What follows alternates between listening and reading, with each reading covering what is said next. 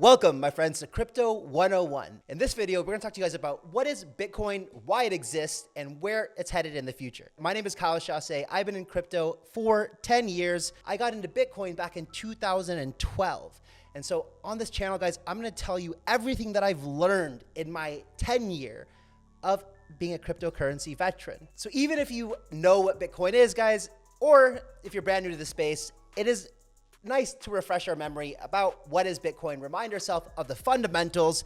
And again, like I talk about a lot on my channel, is conviction. If you understand Bitcoin, you are far less likely to get emotional on price action and get wrecked, as we call it in the industry, when you end up selling at a very low price. And of course, guys, I tell you on this channel everything that you need to know in the world of crypto, including some of the best projects and the best picks. So make sure you're definitely subscribed if you're not already. Okay, let's get into Bitcoin 101. So I'm not sure if those of you watching understand how the current monetary system works, but I know that one of the reasons I was so sold on Bitcoin was because I watched a documentary back in the day called ZEITGEIST, and it educated me about how the financial system worked and the fact that the Federal Reserve is actually an independent organization that prints money on interest and loans it to the government. So if you're the government of the United States and here's the Federal Reserve will print $1 bill, it will lend it to the government, and the government now owes the Federal Reserve $1.01, for example. But if the government only has $1 to start with and they want to pay back the Federal Reserve, how do they do that if they only had $1 in the first place, but they owe them $1.01? The entire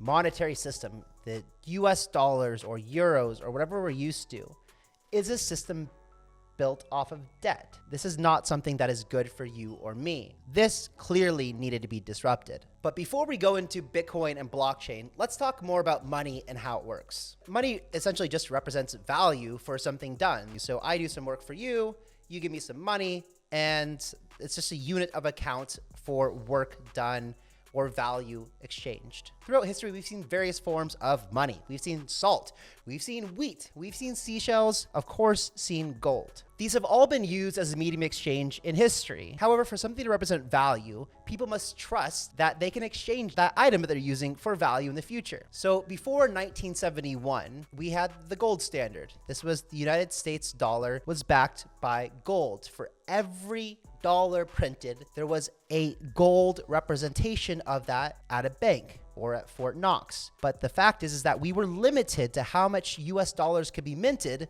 based on how much gold supply that we had. That was called the gold standard. That got abolished in 1971. That went out the window. Then after that, we were free to print as much money as we wanted. And we have seen now in the past 2 years, that has gone hyper parabolic in the amount of money being printed. So is inflation a bad thing? Well, inflation simply means that your purchasing power is decreasing. So $1 today will be able to buy significant less things than $1 in 10 years from now at the current rate that our supply is inflating. For example, guys, I remember back when I was a kid, I remember that I can go get a can of Coke for 70 cents. Now it's like $2, right? So this is an example of inflation.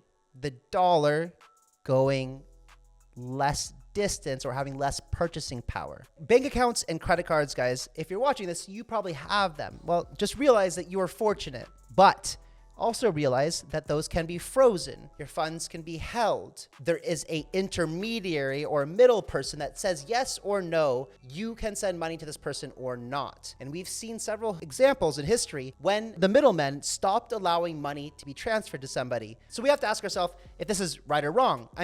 For me, it was looking at the WikiLeaks example. When WikiLeaks started releasing all the 60,000 pages of private confidential documents, all the middlemen said, WikiLeaks, you cannot have any more money. And so they had to start accepting Bitcoin. This removes that middleman. So we're getting into a totally new paradigm shift in how we start to look at money. So instead of having to use an intermediary, which is going to take fees. There's fees on everything, right? There's middlemen, there's banks, me sending money to you, my bank takes a cut, the intermediary takes a cut, and your bank takes a cut. This is all extracting value out of the equation. But what if there was a way for me to send money to you nearly instantly and nearly for free?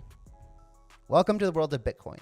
In 2009, Satoshi Nakamoto created the Bitcoin network and the Bitcoin currency. It was meant to be a peer-to-peer, decentralized, permissionless network and medium of exchange. This is truly revolutionary. So the key differentiator here is decentralization. Now, in the legacy or the old world money systems, there is a centralized computer that keeps track of all of the transactions at a bank, for example, the Federal Reserve, and we have to trust that that one computer ran by an organization or person is being honest. On the Bitcoin network, there's millions of computers all around the world that are running the Bitcoin network. And when a transaction happens, it gets recorded on all of those millions of computers around the world that are owned by a million different people. And we don't have to trust just one person because we know now on a distributed network that transaction happened. So Bitcoin currency runs on the Bitcoin blockchain. Now this is different. Just little tip for you guys when you're talking about it, just so you sound super educated in the world of Bitcoin. When referring to Bitcoin blockchain, you use a capital B. When referring to Bitcoin, the currency, use a lowercase b. Now use this and you know more than most people in the world. So let's understand the capital B, Bitcoin blockchain. Blockchain is just another way of accounting or bookkeeping. But instead of a centralized person, one person or entity doing it, it's, again, ran by this huge network of computers that are doing all the bookkeeping. That's what blockchain essentially is. So if you ever are familiar with mafia movies or anything like that, you may have heard the term cooking the books, which essentially just means that an accountant will go back and look at ways to launder money by changing the records, because they can do that because it's centralized and there's one accounting firm or one accountant keeping track of the history of transactions, where the Bitcoin blockchain isn't. Again, remember, there's millions of computers keeping track of transactions. So immutable means that we can trust that every transaction recorded on the open public Bitcoin blockchain will always be valid. So let's get a little bit more under the hood on how the Bitcoin blockchain works. Again, remember these millions of computers around the world that are validating the transactions that happen on Bitcoin. Well, these computers are actually called nodes. And these nodes, their job is to validate all the transactions that happen on the network. You might also have heard them referred to as miners. What they do essentially is Bitcoin wants to produce a block every 10 minutes. Now, this block is filled up with all the transactions that happen on the network. So when I send you 0.1 Bitcoin, that data, that information of that transaction goes into a block. All these computers or these miners around the world, they're trying to solve the block equation. Now, the way that works essentially is a math problem. On average, the algorithm wants this math problem to be solved in about 10 minutes. And these computers around the world are just guessing the answer to this math problem. And the one that gets the answer correct gets what's called a block reward. And that's how new Bitcoin come into circulation.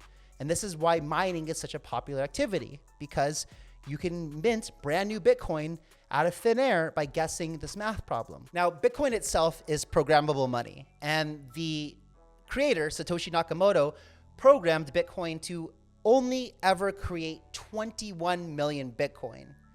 This is important because there's a capped supply. And currently today, there's been about 19 million Bitcoin minted. That means over the next 140 years or so, those additional 2 million will be minted. So for the first 4 years of Bitcoin's life, every 10 minutes, there was 50 new Bitcoin introduced into circulation. Then there was the first halving after 4 years, and the new inflation every 10 minutes was 25. 4 years later, 12 and a half. 4 years later, where we are now, 6.25, and so on and so forth, until the smallest denomination of Bitcoin is produced every block, which will be 1 Satoshi. This is predicted to happen in around 140 years. The last time that this happened was May 11th, 2020. And historically, we have seen quite enormous bull run behavior approximately 6 months after the halving event. So we can expect the next event to occur in 2024. And because of this halving event, this is why Bitcoin is referred to as deflationary. Timing could not be more perfect, ladies and gentlemen. You have to ask yourself, what would you prefer? Let me give you some context here. In the last 2 years, the United States has printed $4 trillion, which is 80% of the entire United States dollar supply. This is why when you go to the supermarket and buy a gallon of milk, which used to cost $1.99, now costs $6. Now let's get into some fun stuff. How can Bitcoin be denominated? In the US dollars, we've got cents. And people often say, well, Bitcoin is too expensive. It's currently $40,000. I can't buy a Bitcoin. That's fine. Bitcoin is broken down into 1/100 millionth. That smallest denomination of Bitcoin is called a SATOSHI, or as we call it in crypto, a SAT. So there's a lot of speculation about where Bitcoin will go from here. My personal belief is that Bitcoin will become a world reserve currency and accepted in most countries around the world as legal tender. This will mean that when you're shopping in a store in name a country, you will be at the counter and you will pay for things in sats. One really good way to start working on financial freedom is stacking sats.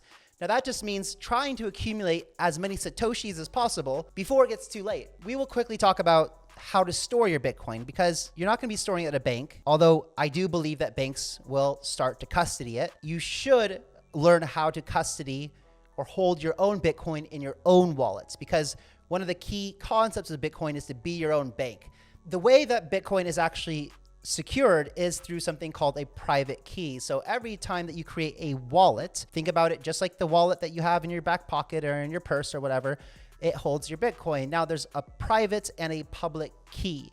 And we will get into this in another video. Let me know in the comments below, guys, if you want a video on how to safely secure your Bitcoin and cryptocurrency. So guys, that's going to wrap up the first episode of Crypto 101. This should help you understand the essentials of what Bitcoin is and help you with that conviction. And conviction will help you through the hard times, through the days where the markets are red. It'll help you be strong in your mindset and help you get from that $40,000 Bitcoin to where I think in the future we will see a $10 million Bitcoin. If you like this episode of Crypto 101 and it was helpful for you, I got more. Check this out over here. I will see you guys later.